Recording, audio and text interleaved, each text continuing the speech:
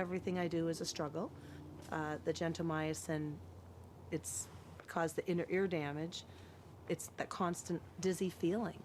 It's just an awful, awful, awful feeling. Okay, we'll be back for dinner soon as we'll leave soon. I wish I could go with you guys. See you soon. Bye. Okay. She wants to do things. She gets very depressed if Cameron and I have plans to do something that she used to do.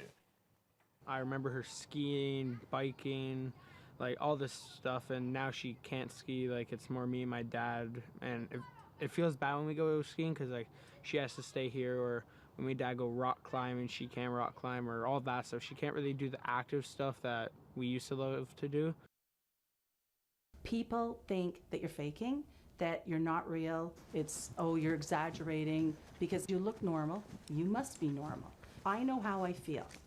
And I know that if most people could step into my body, seriously, like give it an hour, they'd probably be vomiting in the garbage tin, get me out, like stop at this, you know, like it's like an extreme ride. But there is no escape. It's here 24/7. The hardest thing for me is losing my independence. Not being able to be the mother I want, the wife I want to be, all of that. And now this is my life. And I remember, you know, initially the first couple of months sitting here, just staring out the window and saying, this is it? There's got to be more to life than this. In May of '05, I went into the hospital with severe abdominal pain.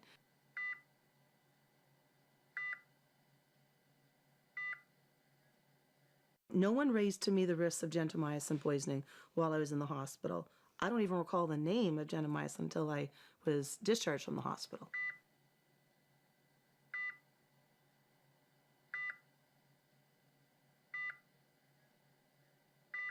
I was nauseous, I was vomiting, I was dizzy.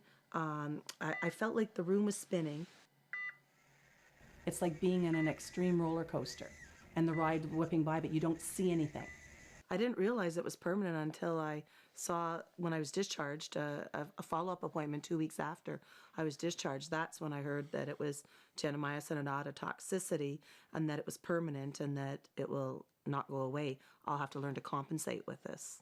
If it wasn't for Jan's insistence on going to a ear, nose, and throat specialist, we would have never found out the extent of the damage. Thankfully, we found Dr. Rutka, and he was very kind and generous to us, and has helped significantly to develop a rehab program as best as he could to help Janice through. People are given gentamicin for the treatment of very severe infections, but unfortunately the medication itself caused damage, and it's irreparable. It's there with her. She lives with her problems 24 hours a day. And look straight through here. I'm going to move you back and forth all the time, okay? Look straight through there all the time. But keep your eyes on there. Don't let them drift, okay? Keep them on there. Very good. I fight it every day. I have to learn to cope with it and deal with it. I always feel like I'm falling backwards. When I stand up, I push my calves or whatever against the object so that I know that I'm safe. This island is actually my godsend because I jab my hip into it. It gives me extra support and balance so that I can stand here. And generally speaking, my legs are, well, they're pretty wide apart. I have a very wide gait. So it just gives me extra added support.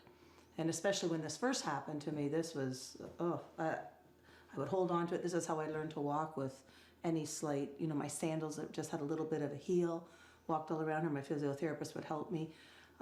So this has been my godsend, this island here. It feels so good giving back to my family with cooking because I know they appreciate it. Every dinner I make, I could serve my husband Elpo and he would say, that's great dinner, Janice. But they're so appreciative, they're so thankful. So I guess that's one way I feel like I can give back.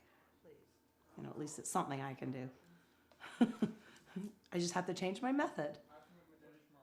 I know that there's a very high suicide rate with people who undergoing this condition because of the depression. There's no way I would ever do that to my husband or my son.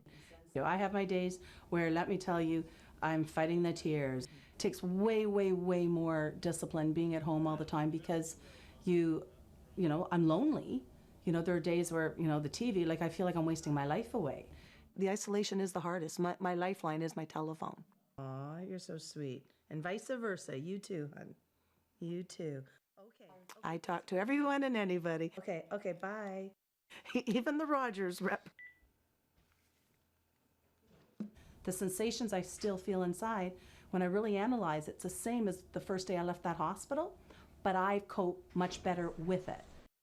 My biggest fear for the future is I'm going to take an awful fall and I'm going to be wheelchair bound and way before my time.